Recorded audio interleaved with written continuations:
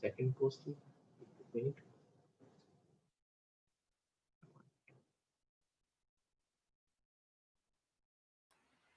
That's how we are live. We can begin. Hello, and welcome to a webinar which is arranged by ESAR organizations in cooperation with the Zydus people. I would like to say something about in difficult COVID-19 situations that arrived, emergency condition which is arrived, where I can say, and even our Prime Minister is saying that let's stay safe and stay at home. As we are the front warriors, we understand that we need to take some precautions to prevent the infections to our fraternity.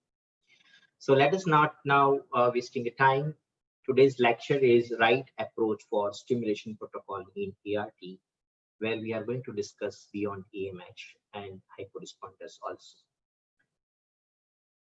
So the first of all thing, I want to say something about that ovarian stimulation. This is the slide that I will like. What is your goal? We know that everybody goal is something safety, efficacy, cost, and patient acceptability.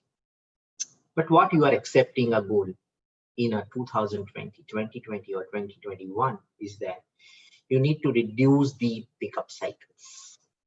So as much of reducing the pickup cycle. And what will be the last goal? The last goal will be something one is done.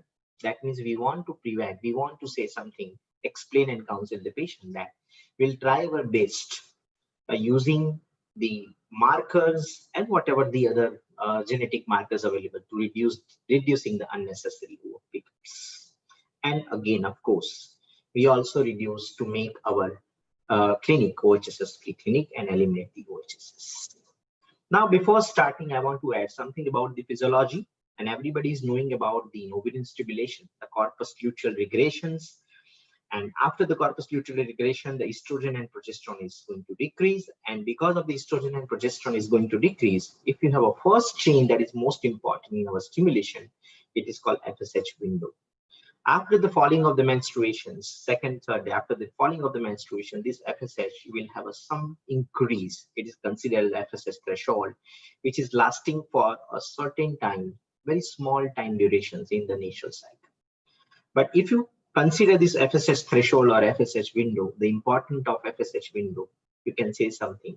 If it is prolonged with a certain dose threshold of the FSH, then you can have a better recruitment. So the importance clinically of the FSH window is for the recruitment. And later on, there is a selection, there is a dominance, and there is ovulation. So we can understand what is the importance of FSH window to recruit the more and more number of the follicles. Now, if this is the importance of the FSH window, then what is the importance of the LH in the ovarian stimulations? Is it FSH is the only hormone which is required for the effect of on the granulosa cells? We can say no. There is some papers and evidence suggests that subendogenous LH is required for the effect of the FSH. And this LH, with the effect of the CYP17, it will convert more and more progesterone, which is secreted by the FSH, into androgen. And that androgen is going to granulosa cells. And on the 7th or 8th day, with the synergistic effect of the LH receptor on the granulosa cells by FSH, it converts more and more androgen to estrogen. And that estrogen is responsible for the later on in the natural cycle for the ovulations. So we can understand that subendogenous LH is required. But majority of the cases that there is subendogenous LH which is not. So now we need to discuss about the subendogenous LH, means what is LH window and clinical importance. So we can understand that this LH is responsible for the effect of the FSH, but if this LH is higher, so if you put more LH, and that more LH means if it is more than 6.8 to 10, or upper limit might be 5, so 1.2 to 5. If more than that, then again it is having a deleterious effect on the oocyte column. And if there is LH is less than 1, then there is no effect of the FSH, so there is a problem of the recruitment and number of those. So now our aim in the stimulation protocol that we do have a certain threshold of the FSH with the effect of the endogenous LH, where LH should be not beyond 5 to disturb the oocyte quality. And I can understand that LH is a very judicious and very notorious hormone. If you add more, then it will spoil the oocyte quality. So this is the influence of this all physiology in the clinical part. Now, when we want to stimulate, we are basically logically divide a patient in the two groups. One is good prognosis and second is low prognosis. And as we know, there are a lot of biomarkers. Age is the individual biomarkers of the quality of the oocyte. Apart from that, the quantity marker, we have a FSH, AMH, and antifollicle count. And by and large, we all people are knowing that we are dividing the good prognosis and low prognosis by quantitative biomarkers in a routine practice by AMH and antifollicle count. So by and large, logically, we divide that low prognosis means the patient, those who are having a less than 2 AMH, and the good prognosis means the patient, those who are having a more than 2 AMH. More than 2 AMH, it includes normal responder and hyper responder, and less than 2 AMH, we can consider all the poor responders. Now, age is an individual biomarker, and we can divide the prognosis of the patient by age is less than 35 is a good prognosis, and more than 35 is a poor prognosis or low prognosis of the patients. Now we need to say something about that how many oocyte that we will require, minimum threshold. We will just find out the minimum threshold for the making a 1 euploid embryo, and then we will find out the maximum threshold where the live birth rate is high. And then we will find out that if this live birth rate is higher at this threshold of the oocyte, then what is the dose required? So first we will start about how many oocytes are needed for at least 1 euploid embryo. This is a good retrospective study in February 2016 by Fertility Sterility. Here 1,200 patients where oocyte collection was done, and oocyte was freezed because of the non-availability of the sperm or the bad quality of the sperm, or we can consider it as a socially freezing. And down the line, in 1 to 2 years, the sperm was collected, and then it is inserted inside the eggs and divided into the different age.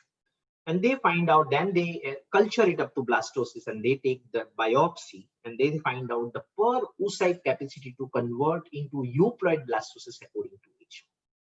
And by that, we can come to know that as age is lower, that means 25 to 30 years of the age, the oocyte capacity is 8.5% or more. When it is 30 to 35 years of the age, it is around 6.5%, 35 to 40 is around 4.5%, and more than 40 years is 2.5%. According to that somebody's created a hypothesis of creating a one calculator. By that, we can consider that when the age is less than 35, if you see minimum 6 cumulus is required to form a 1 euploid blastocyst. When age is more than 36 or more, you require 11 to 18 oocytes. And as we know that as age is increasing, AMH is low, AFC is low. So might be possible there is a role of a cryoaccumulations, double stimulations, or if we fail at the end of the day, we need to have to counsel the patient regarding the donor oocytes. So this is the calculation. By this, we can say something as age increases, we require more number of the oocyte. Now, another point is that will age increase the aneuploidy? Yes, age is going to be increase the aneuploidy. And this is a good publication of 7,753 embryos from 900 IVF cycles in 60 clinics. He said that number of the embryo increasing, but the aneuploidy of the blastocyst is not increasing. But as age increasing after 35, you can say around 45 to 50% of the blastocysts are aneuploidy. Even our experience, as we are routinely doing more than 36 or 37 years, we are explaining the patient of PGT, and we are having a lot of experience on that. If we segregate our data of 1,000 embryo, the patient, those who are having more than 36 years of the age, then we are also having 35 to 50% of the embryos are aneuploidy at the end of the day. So now we can understand, yes, age is going to increase the aneuploidy, and after 40, the aneuploidy rate is very high. Before to start stimulation, the logical question in my mind that what dose I can stimulate, or I can go by the higher dose. Somebody says I will go by the only minimum stimulations. Why this logic is going in your mind? Because the previous publication is saying that if I have a mild stimulation, then I have an aneuploidy rate is less. So the question in our mind is still that will stimulation increase the aneuploidy? And the answer is something different by the previous publication before 2012. And at 2012, this is a retrospective study on the donor oocyte and comparison of unstimulated 46 cycles of stimulated 307 cycles. It says that the mean chromosomally abnormal embryos rate per subject is almost similar. And it suggests that that means the use of moderate dose of gonadotropins for ovarian stimulation during IVF cycle does not significantly increase the abnormality rate in young normo-ovulatory women. Then what about the hyperstimulations? This is a 2017 publication, retrospective data on the donor oocyte. Only the drawback of these two studies, they are on the donor oocyte. They say that higher the embryos, higher number of the oocyte retrieved, higher the euploid. So we can understand now by these all publications that moderate stimulations or stimulation doesn't going to be increase the euploid. This is also a very good systemic review and meta-analysis. We say that if you have a more top quality of the oocyte, will in turn more the oocyte, more the euploid embryo, more the top quality of the embryo. So by looking to all this condition, we can conclude that minimum 6 oocyte is required to form one euploid blastocyst. But if you have a more oocyte, then you have a more euploid embryo, and you require more oocyte, especially when age is higher. That is what we can feel the conclusion. The last publication, which is very good, and this publication is there is a comparison of low AMH, and that means 0.5, less than 0.5 AMH, and 1.2 and 4.8 AMH, and per oocyte conversion into blastocyst. They say that in both group, whether the AMH is low or whether its AMH is normal or higher, the per oocyte conversion of blastocyst ratio is not going to be same. Same that we can say less than 5 oocyte. The second diagram, which shows the less than 5 oocyte. If AMH is not there, then they have a comparison of less than 5 oocyte and less than 10 to 15 oocytes. Then per oocyte conversion, average ratio to blastocyst, it is same. So AMH is not going to be decrease the conversion to blastocyst ratio. This is the good publications. So we can understand that more the oocyte and more the euploid embryo. That is the last conclusion from our side. Now, if you have a more oocyte, then what will be the threshold? We know by the publications that minimum 6 oocyte, if your age is less than 6, is required to form a euploid embryo. But then we are interested in the pregnancy live birth rate. That is what we are focused. Then what is the upper threshold when we have a more live birth rate? So what are the upper threshold of the age where IVF success rate is more? And when we are talking about the live birth rate, we need to talk about the phase cycle transfers and frozen cycle transfers. So this is a retrospective data, used data of HFEA in UK, 4,01,135 treatment cycle. And if you ask me that, the average success rate will be around 21.3% in phase cycle success rate, where the oocyte collection is 15 or more. So it says something, whatever the age is there, the live birth rates will be increasing when the number of age is increasing up to 15. At the 15 number, so upper threshold is 15, where phase cycle transfer success rate is higher. And when it goes beyond 20, it is not because of the egg quantity, it is because of the higher estrogens and higher progesterone, shift the window period, and will lead to a low implantations. So we can consider that 15 is the threshold to get better output, a better live birth rate in the phase cycle. Then what about the frozen transfers? As world is moving toward frozen mode and transferring the next cycle, we can say something about Christophe Bloch's study in 2016. It's a beautiful study, and it says something about transferring a single embryo in the phase cycle transfer, and the remaining embryo will be transferred in the frozen cycle. What is the threshold of the oocyte where we can have a higher live birth rate?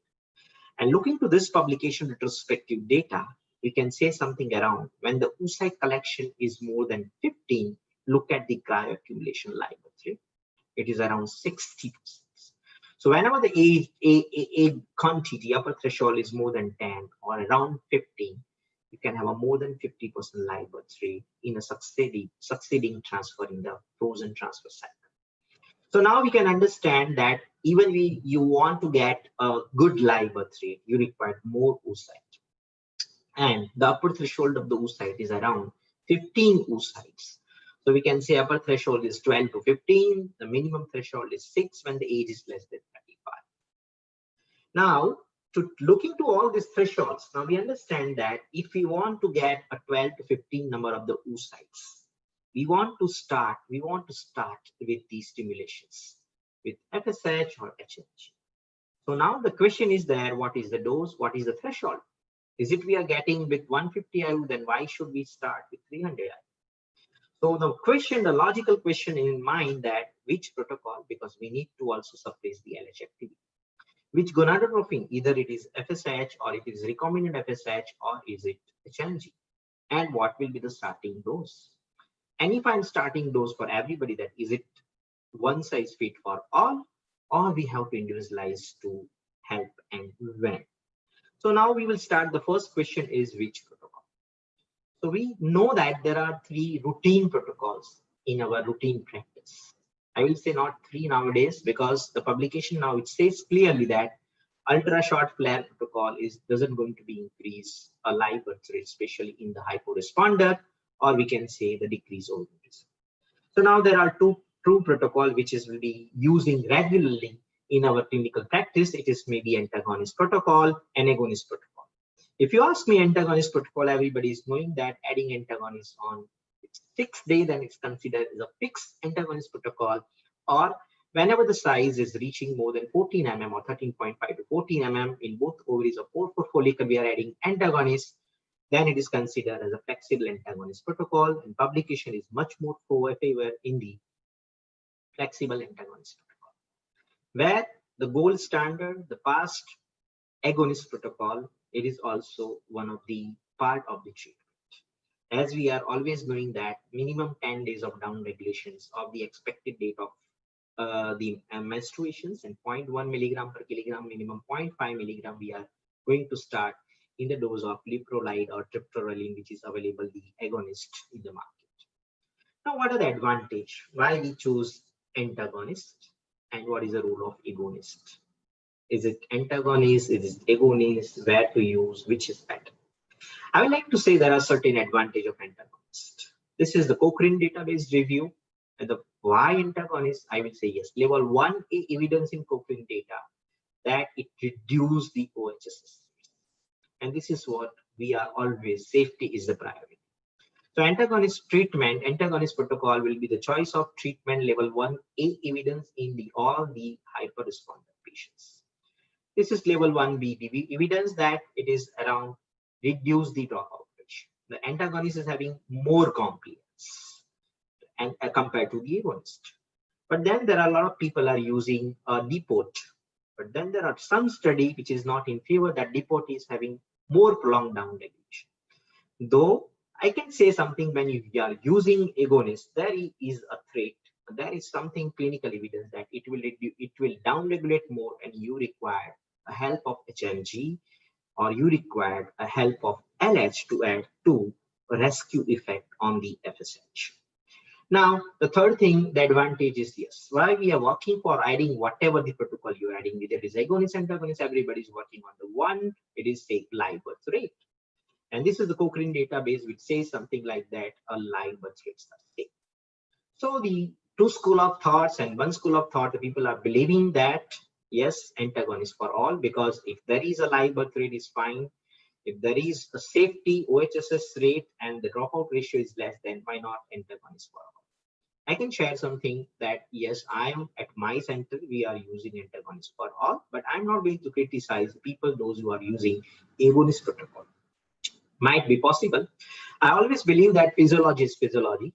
Once you treat with the antagonist, especially in the hyporesponder, in that condition, if there is a desynchronization, if there is a less number of those sites with the antagonist protocol, even synchronization is there, in that condition, you can use alternative of agonist protocol. Or sometimes might be possible you will end up with the bad oocyte collection with the use of antagonist protocol. You can use alternative of agonist protocol. So let me tell you that this is what about those who are using antagonist protocol for all, they might have to use this agonist protocol in these 2 situations. And what will be the output? That is always dynamic. But let me tell you, there are a lot of organizations using agonist protocol for all. then there is a trouble, especially in the more prolonged down regulation, especially in the poor responders, and which will lead to a less oocyte collections. Or you need to add HMG or LH in the form of HMG or LH when there is a down regulations more in certain populations, where you need to add antagonist protocol in the next cycle. But then look at the guidelines of the ESHRE guidelines by using agonist and antagonist.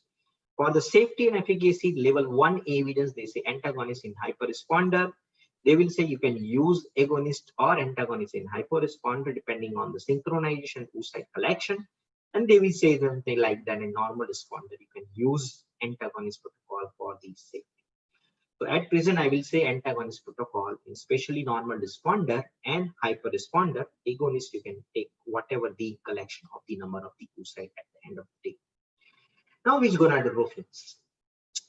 Which gonadotrophins? So ultimately, we can say something about that urinary gonadotrophin and recombinant, and HMG or recombinant.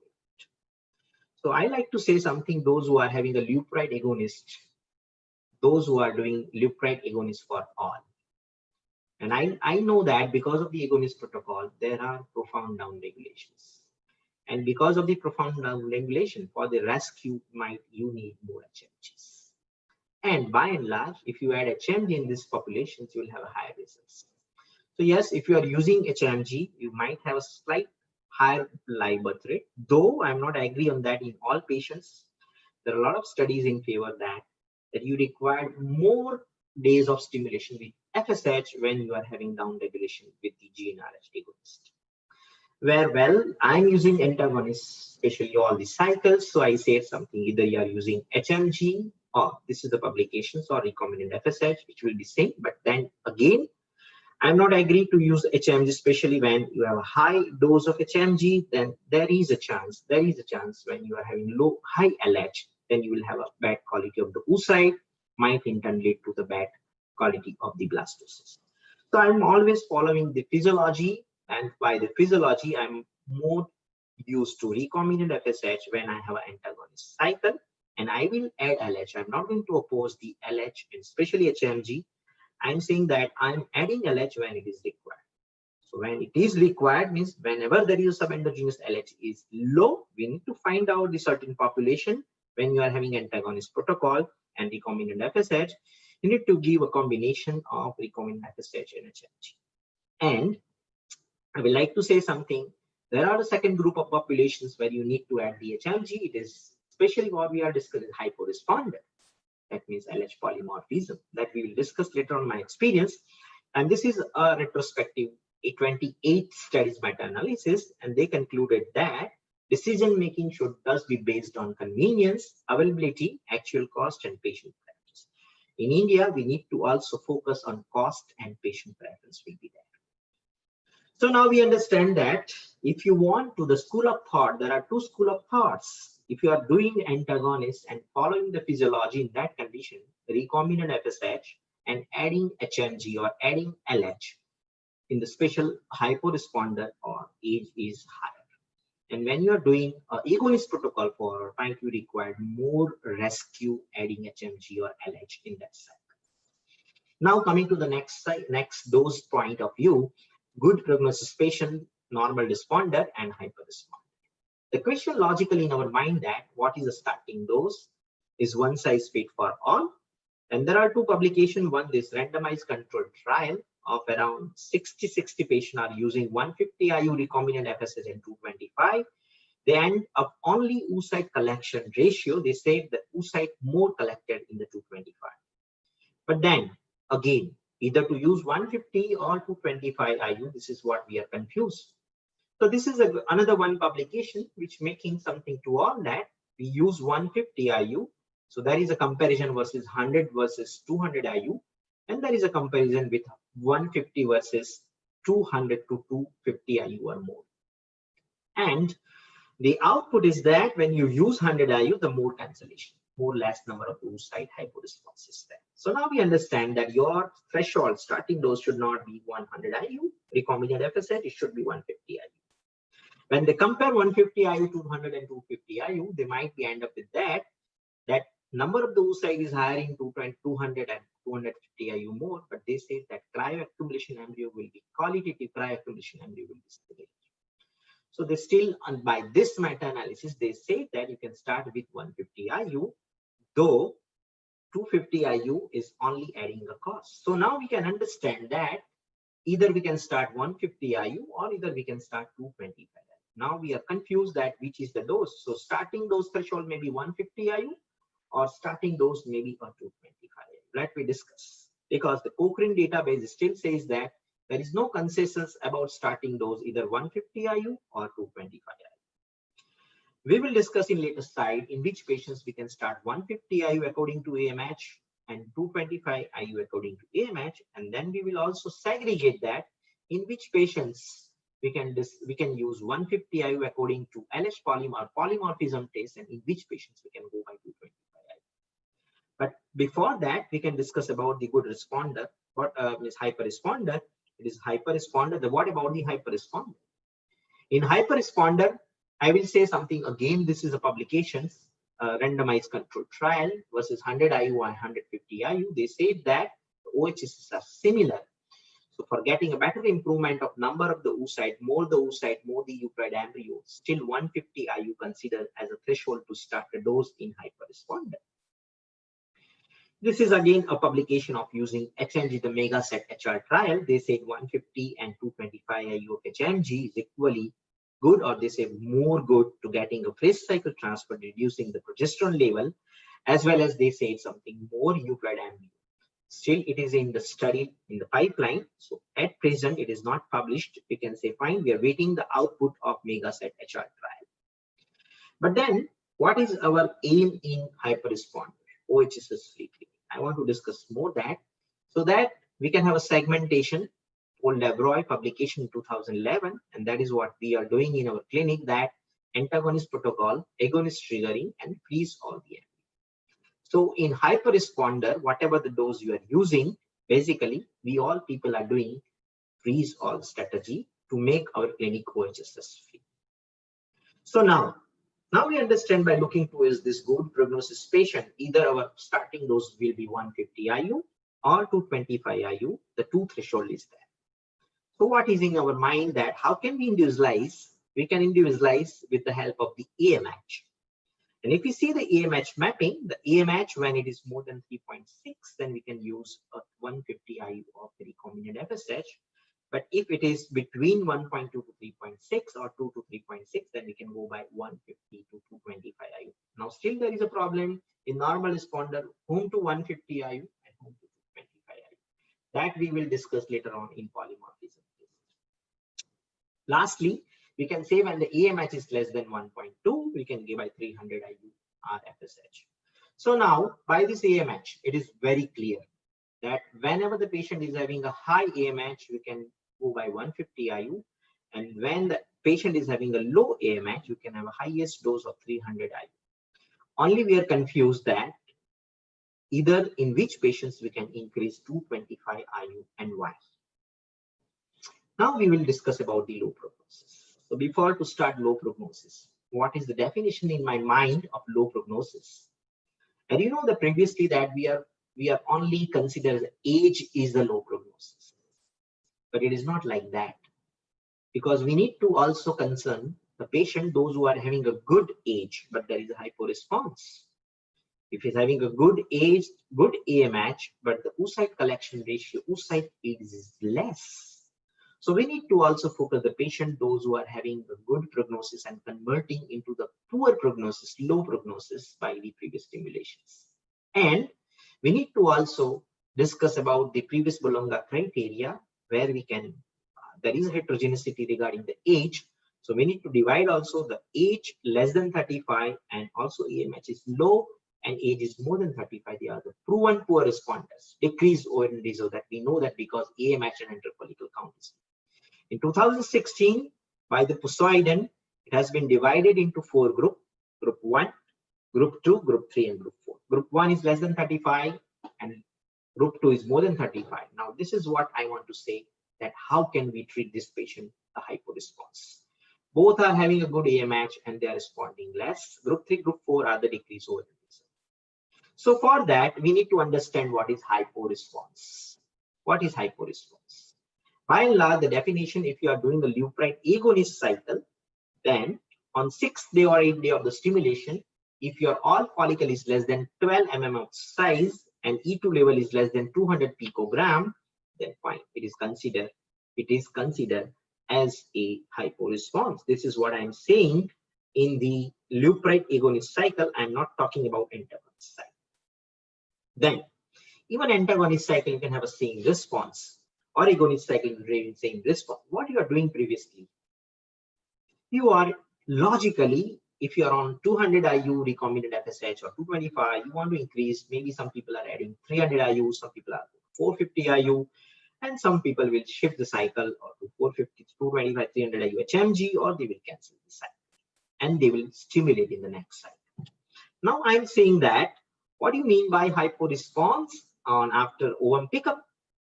That is a oocyte yield ratio in terms of follicles, which is available on the dashboard. So it is considered as a FOD.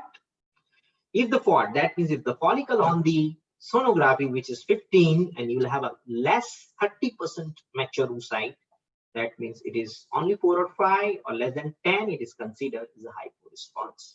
And this hyporesponse is divided into 1A, 1B. That means A means less than 4 oocyte, less than 4 oocyte, less than 5 oocyte, and B means 4 to 9 oocyte will be there.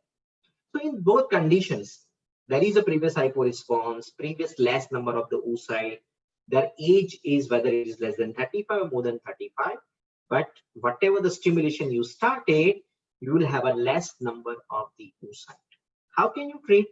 Suppose whatever the dose you would like to increase the dose, or you will change the protocol. That means you are changing on HMG. That means you are using LH supplementation, and you are increasing FSH dose. Whether you are so both, which is right?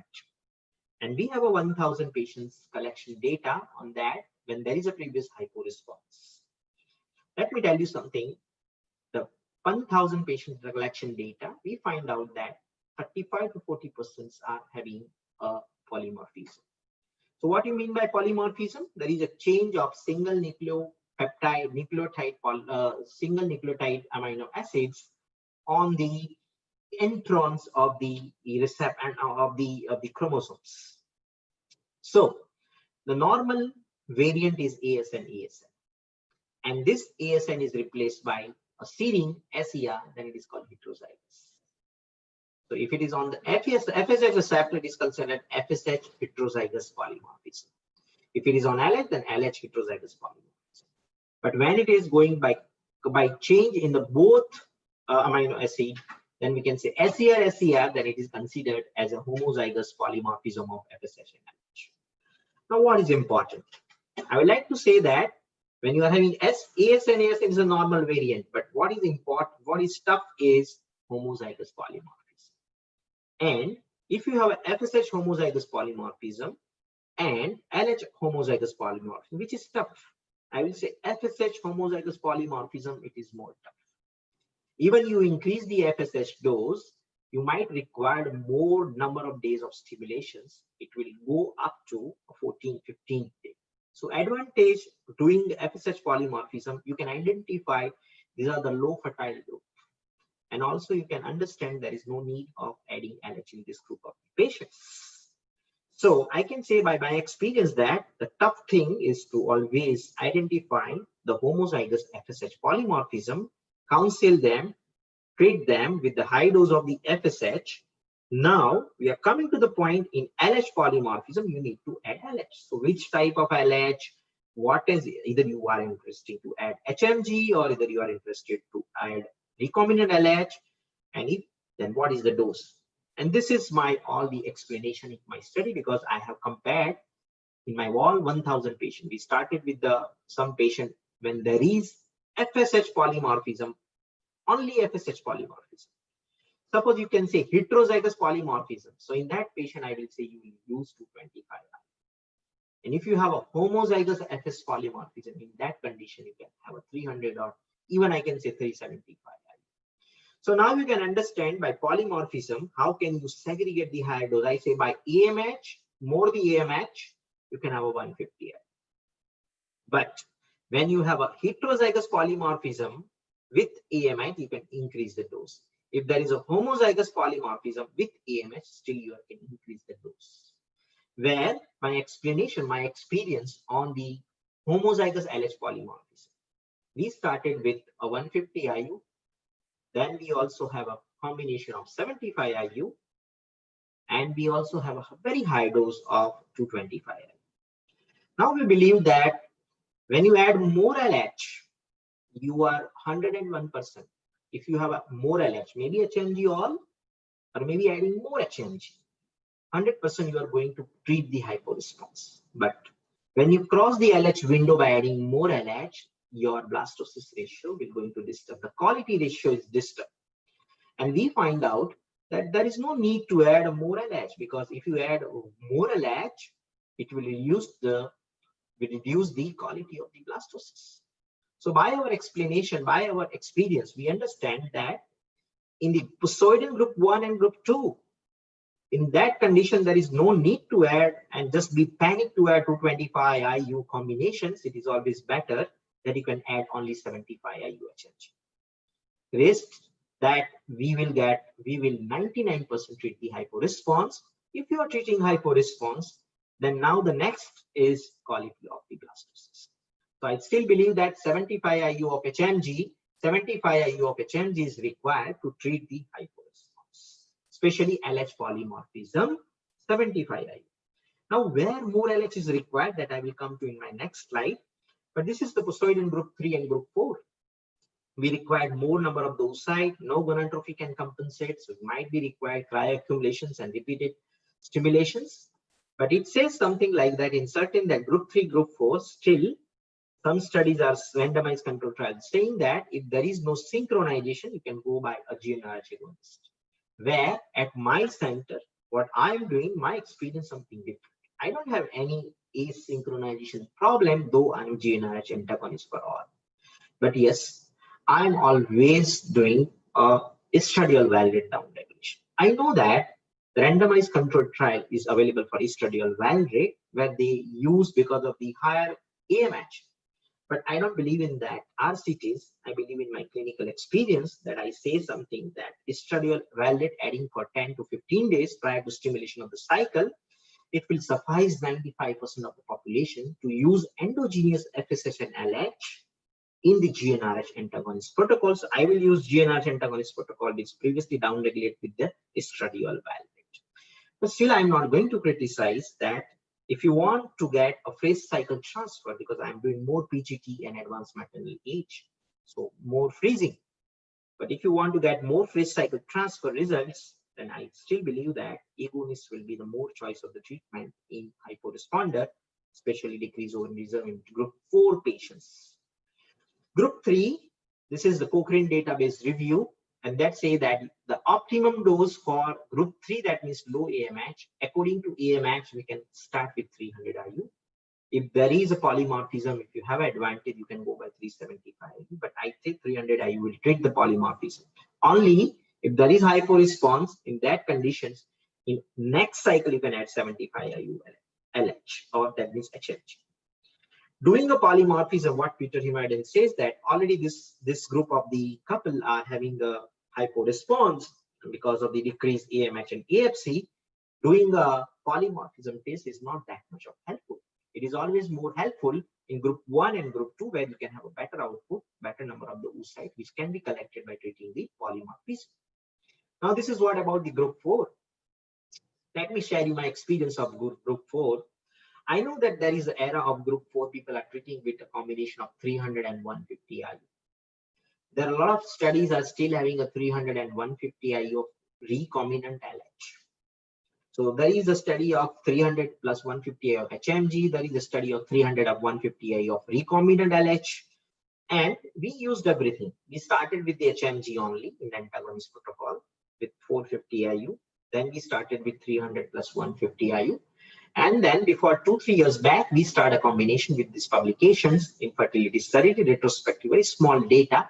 And we started the combination of 225 and 225. Only group 4, looking to that. Now I'm saying that where LH is more required. because in group 4, you don't have also subendogenous LH is also less. 25% population do have a LH polymorphism, 15 to 25%. So you need more LH. So more LH, that my experience saying that even you do or add more LH, the oocyte quality is not going to disturb. You have a good blastocyst ratio. So we will be using 225 to 25 IU combination, especially in the group 4, not in other groups where LH is always having something negative. Now, if you have this problem, then this 225 to 25 antagonist protocol, you know that there are different waves in the menstrual cycle. Why not we use the luteal phase wave and more number of those like collection, the Ubedi et al. They say geostimulation. Practically, it's very difficult. We started go way back in two years back when this one publication of 2015, we started in 2016-17 by the Escher publications. But we find out that in our 7-10 patients, we don't have a good output. Where we had a combination of 225 to 25 two times, we have an agonist trigger, and then we can have a SCG trigger. But looking to that, it is also very difficult to explain the patient in terms of number of the hormones, the involvement, and the finance. This is more important. But I will put it alternative options if we fail 2 times with antagonist protocol and the trial, and even if the patient is not ready, then we can go by the geostimulation. But in geostimulations, we are more interested in modified Shanghai protocol. This is what we are doing. I will modify it. I'm not using what the Shanghai protocol is using. I will start with the HMG 150 mild stimulation in the first part, giving the GnRH agonist triggering. Then I have a 225 to 25 combination. This is the last result when I failed everything. With my antagonist protocol, I 2 times fail, and even patient is not ready. This is the last resort that I can go by a dual stimulations and get the more oocyte retrieval. In alternative of the egg donation will be the last answer. So this is what about say of Poseidon group 1 and 2. Looking to this is the recombinant LH. Is all publication are adding it. I will say no, I'm not adding recombinant LH. And my experience is always very bad in antagonist protocol. If you add 75 or 150 or you don't add, I will say HMG is better in the combination with recombinant FSH. And we are always using 75 IU of FSH. HMG is required to treat LH polymorphism, Poseidon group 1, group 2, if this is LH polymorphism. No, nothing more than that. And if you want to add recombinant LH in antagonist protocol, I will say not agonist. In antagonist protocol, then you need to give only 20 to 25 IU of recombinant LH, 10th portion of the dose. Not required more than that to treat the polymorphism, especially if you are treating with the recombinant LH, because that LH is going to cross and will reduce your oocyte quality. Group 3, group 4, I will say 300 IU will be the dose, and group 4, I already say that 225 to 25, that is our own protocol. That is what we are doing. And lastly, in the hypo response, I will say when you fail everything, the patient age is more than 40 years, the ovarian size is very small, only 1 or 2 antral follicles are visible, and patients still want their own egg pregnancy, I will say that only condition by previous all failure, the last result may be minimum stimulation with letrozole for 5 days, 6 days. 6th day, I will add HMG 150 IU and antagonist protocol, and I will go by STG and the oocyte retrieval rate. Now, what about the adjuvants in the hyporesponse? Growth hormone, again, the meta-analysis, which is in support of growth hormone in terms of when there is a hyporesponse and its previous oocyte quality is. So I'm always adding when we failed by the previous the cycle, if we don't get a good response or we cannot get a good output of blastocyst, in the next cycle I can add growth hormone in the patient. Now, how I can in antagonist cycle I can add 4 IU to 8 IU on day of stimulation to SCG. And if you have an agonist cycle, you can add a low dose growth hormone 0.5 IU or 7.5. Both are having good publication output. You can start with the agonist and give up to SCG. I'm more using 4 IU to 8 IU during my antagonist stimulations. Now about the testosterone supplementation.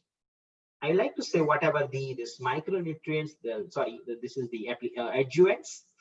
I'm always saying adjuvants are adjuvants. Still, I couldn't come to know, but this is a publication, and sometimes because patients are always very literate and they find out I don't know whether I'm getting any good output, but I'm using testosterone, especially in the previous hypo-response, previous failure with my routine stimulations. And if I have a hypo-response in that condition, I can add testosterone in multiple IVF failure in the poor responder, group 3, group 4.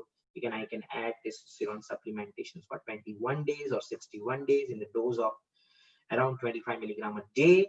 That is what the gel is available in the form of the puff, and we can apply. So this is about the testosterone supplementation. This is again one novel approach of 16 patients. It is all about very dynamic approach. I cannot say something, and I don't have a lot of experience on that. This is what about the one that you fail and everything. You can also add this type of protocol to get a number of the oocyte. Now there are a lot of discussion of going on. So now before I can say what is the standard of mild stimulation. I will say you can start when EMH is higher with the 150 IU or 200 IU. That's fine.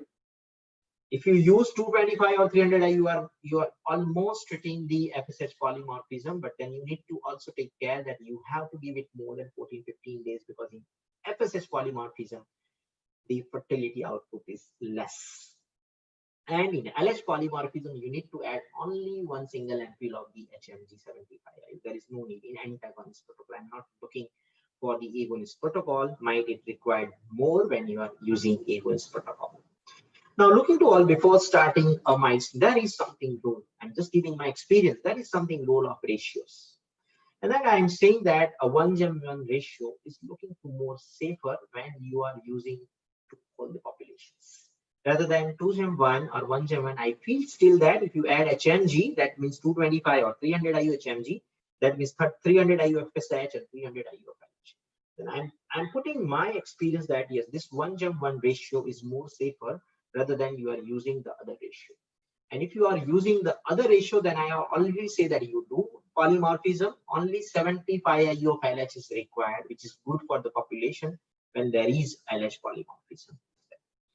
I'm not going to criticize the people, those who are using 300, 150. I will say whatever the stimulation, whatever the mixing you are using, it is do have some side effects. Don't know in which population you have a side effects. So it is better that you can go by the lower dose and have less side effects compared to the more side effects with the higher LH. What about the stand of mild stimulations? So mild stimulations, clear cut that there is no role of mild stimulation. We have a more number of the cycles and live birth rate. This is the publication which says more number of the cycles and less live birth rate, more involvement of the patients. So I'm not interested to use mild stimulation. But only one case, if you have more than 40 years of age, previous all failure, patients still one antral follicle, two antral follicle, patients still want, then I can go by the letrozole and combination of the HMG for the mild stimulations. Trigger, I'm not going to go detail because there are a lot of lectures of trigger, but I'm just putting that a meta-analysis that dual trigger. Where I can do something dual trigger, hyporesponder, yes. When the other follicle is lagging 16 mm, another follicle is 18 mm, yes, I want to use the dual trigger. Why? Then you can, if you give Leupride, there is a sudden increase in the FSH, so it is more physiological. It will give more mature oocyte, especially when there is a lagging follicle in normal responder and hyporesponder. Apart from other cases, still I'm using SCG as a trigger. And yes, in the hyperresponder, the Leupride agonist will be there. If you have something low prognosis in the hyperresponder, again, you can have to use a dual trigger. So now this is the schematic diagram that how can I use my patient. The good prognosis patient when EMH is more than 2, age is less, I will start according to EMH. I already say that if the EMH is very high, 150 IU. If EMH is normal, then I will go by 200 IU. If there is a hypo response, I will go to polymorphism test. If there is a FSH homozygous polymorphism, I can go by 300 or 375 IU, not adding LH.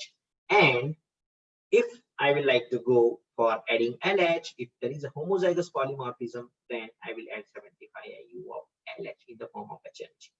You will ask me what is the question that what will be Dr. Jayesh that heterozygous polymorphism.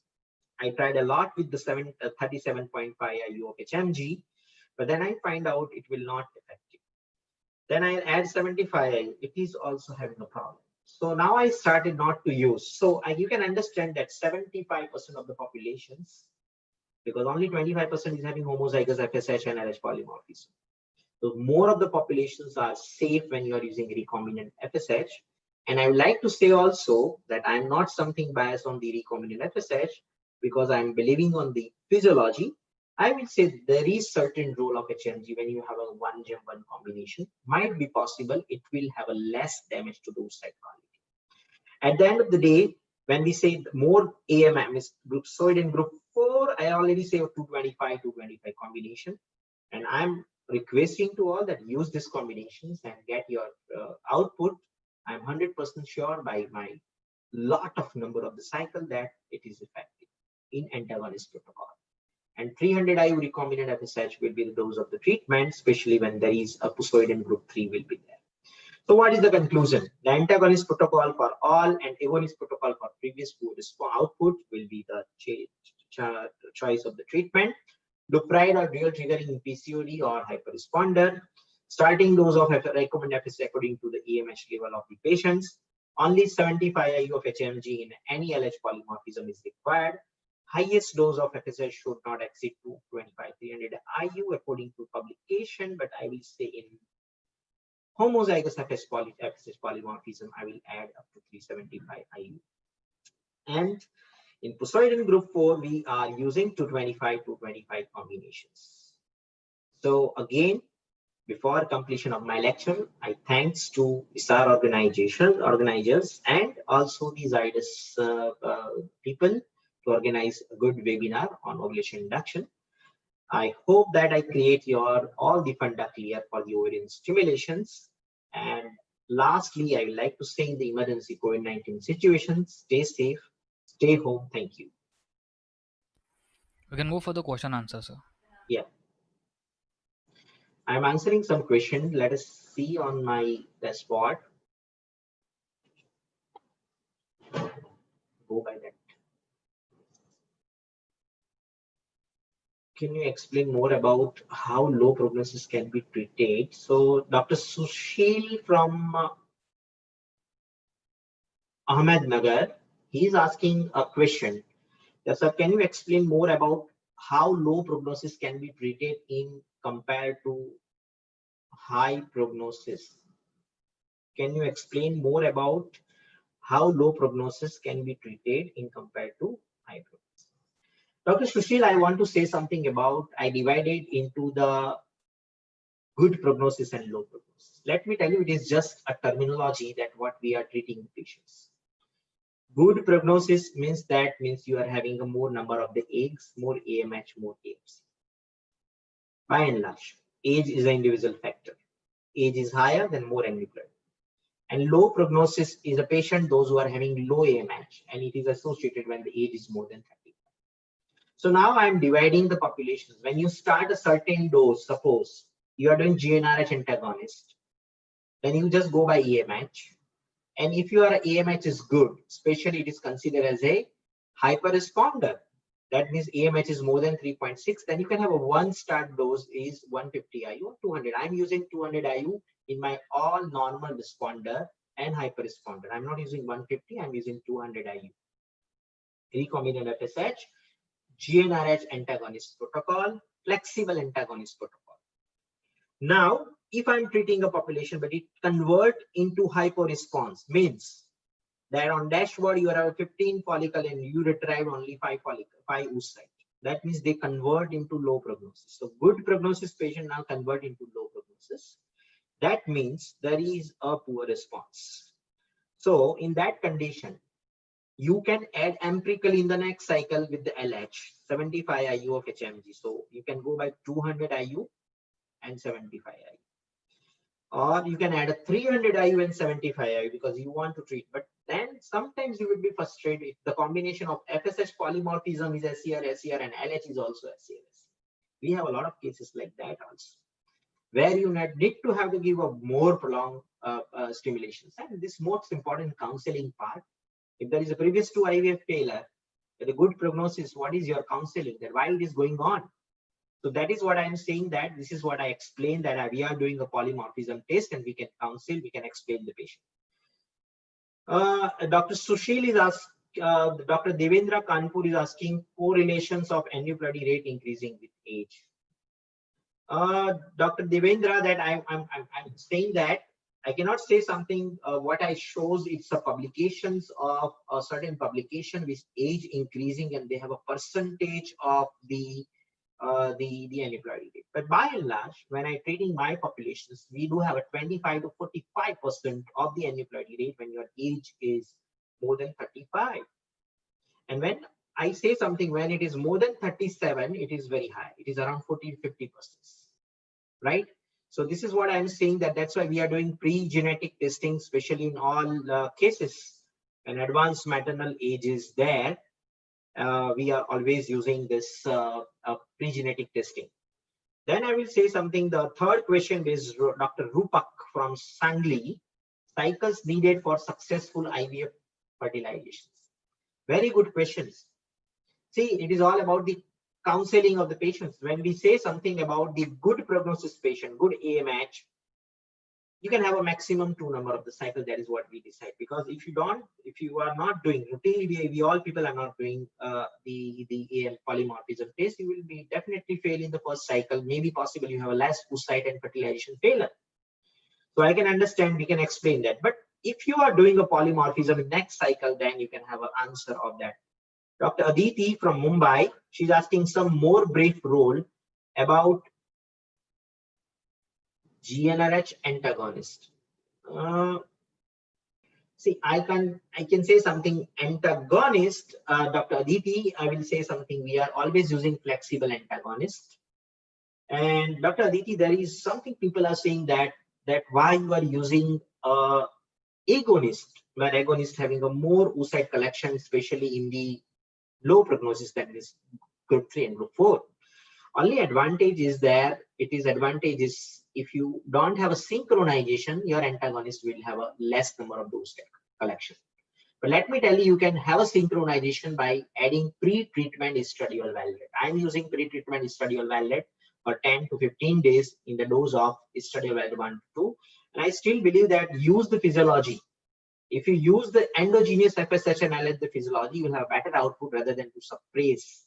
If you suppress, there is a problem. But I'm not saying that in certain conditions might be possible that synchronization is not possible with the use of estradiol validate, maybe OCPILs, and then the second, what we can say, agonist protocol will be the second alternative. So something we cannot zoom on something that this is for all. We need to have some alternative when you fail in the first cycle. Dr. Hitesh is asking something from Karnataka. He says that the role of GnRH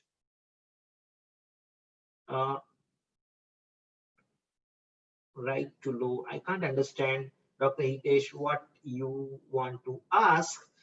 If you just type again your question, I still not understand what you want. Yes, sir. We can skip the question and we can move on to the next. And Fazalunsa Mohammed Hyderabad, sir, in the last chart you gave 225 to 25. Is that yes? This is, doesn't it goes very good, very good. See, I already say that Fazalunisa, that this is what I'm saying. I'm more emphasizing that combinations on group 4. Let me tell you, I'm saying not using in other. Don't add this combination to group 1, group 2, and group 3. Not interested when age is lower, when there is a previous hypo response, but the age is, don't add. I would like to say something. This is the combination I only want to add in group 4. That means AMH is less than 1.2. Age is more than 35. And lastly, I want to say that follicle is less than 10. So that means it is something around 5 to 9 or something less than 5. AFC will be there. So in that condition, Dr. Fazalunisa, we used a lot of combination, 300 plus 150, 300 plus 75. But then we believe that this population do have also polymorphism. So if you treat, see, there is a certain combination role in the population. And then after of this all combination we use, that we understand this combination is having a less side effect on the oocyte to convert into colligative, because we are using PGT. I'm using 75% of my population when age is 36 as yours. My class of the people are still interested to do pre-genetic testing, and we are transferring single embryo in all advanced maternal age in euploid blastocyst transfer. Dr. Sindhuma Vijayawada, she is asking about that apart from age, AFC and AMH, how should the dose of gonadotropin be adjusted according to BMI? Dr. Sindhuma, this is a very good question, because you know that there are some individualization publication and they say that higher the BMI you require more dose, but I still can't believe. I can say something that if you use a AMH, and if you use the AMH, and if you use the at present the polymorphism, in that condition the maximum dose, if you are treating with a 300 IU or 225 300 IU recombinant FSH and 75, then 99% population is taken care of. So nothing to something increasing to go by 450 or 680 age is one if BMI is higher. We are not in believing on that. We can say something AMH and AMH and polymorphism. Let me tell you. And in polymorphism, if you have a FSH polymorphism, it is more detrimental rather than the LH polymorphism. Dual trigger or double trigger is same or different? Please elaborate on timing of sync. See, we are saying that is again, yes, double trigger, that is the dual trigger. We are using a combinations of SCG and 0.2 milligrams, so 0.1 milligram the triptorelin, and we can add 2000 IU of the SCG on the same time, and then we can have a pickup. So that is what we can do about the dual trigger. And about the Chitra Shankar Chinnai, he asked, do you follow any particular strategy to minimize asynchrony? Yes, that is what I'm saying. The very good question, Chitra. Why I'm antagonist for all in the hyporesponder? If you know the hyporesponder, that means group 4 people, they have a certain endogenous FSH level is higher. So because that FSH level is higher, some follicles are higher side and some asynchrony is there. Now you need to give in previous cycle with estradiol valrate. So I am using estradiol valrate for minimum 10 days. I can go by 10 to 15 days. So this is all depending upon on what day patient is coming. If patient is coming on second, third day, I can go by a more down. But estradiol valrate doesn't have any profound down regulation effect.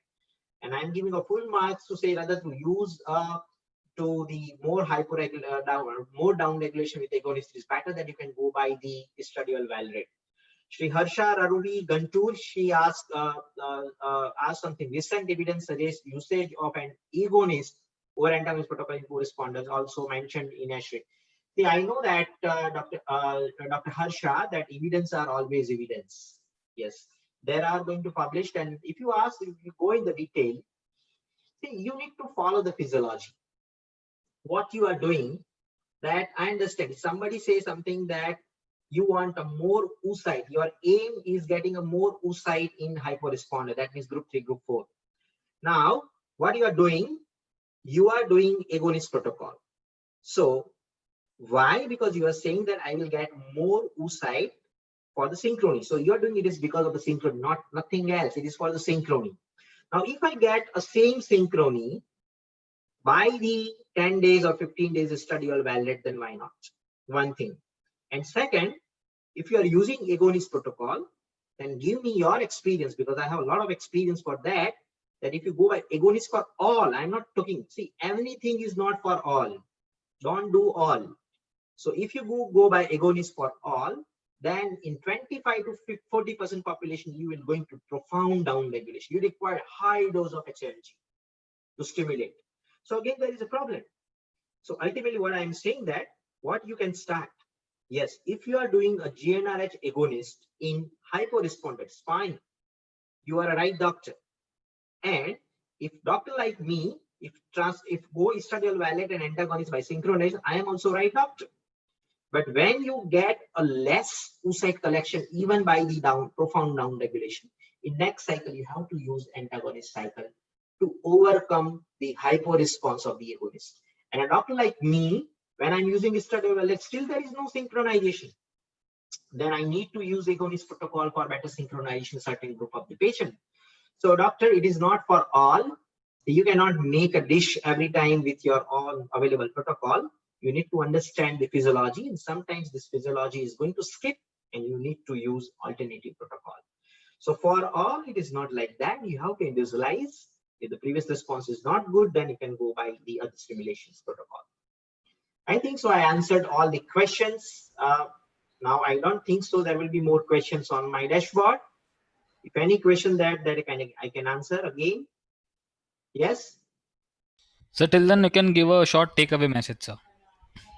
Yes, sir. My message is something on ovarian stimulation is there. I already said something. It is not for all. And don't believe that somebody is using agonist protocol, that means they are doing well. It is not like that, because whatever you do in certain population, you will going to damage. For all, it is not possible. So when you do agonist protocol, then again, two things is going on. You are reducing the endogenous LH, and also you are having increasing the risk of OHSS in PCOS patient. That is the disadvantage of the agonist protocol for all. And when you want to do antagonist protocol for all, you have a desynchronization and less oocyte collection in the hyporesponder, and might be possible in that condition you require an alternative protocol. If you have a repeated antagonist protocol failure of oocyte collection and oocyte quality, might be possible you have an alternative of agonist protocol. So don't be something like for all, one thing. Second, I can say use of polymorphism is so important in your practice, because nowadays what happened that you have a lot of failure cases. Now, if you sample like me, when we have a 70% cases are failed cases, then I can say that most of the failure cases because the ovulation induction in the previous cycle, so they have a hyper response. So if you sample like me, if I don't do polymorphism, then again it will be empirical treatment. So we do LH polymorphism and FS polymorphism to get the better output scientifically in the second stage. And third thing, I will say don't add LH in a high dose. Never add. I will say still I'm so much skeptical and so much doubted to use recombinant LH in recombinant FSH. I think so. If you fail to treat the hypo response by HMG, yes, in that condition might you add recombinant LH for the treatment. And last message, I can say something about that. Always stick to the physiology.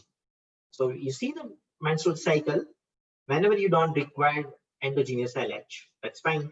And lastly, one sentence, I still say something, there is a role of some combination. So I will say when you use HMG, that's why people are saying that HMG, yes, that's why I'm saying that 1-gem-1.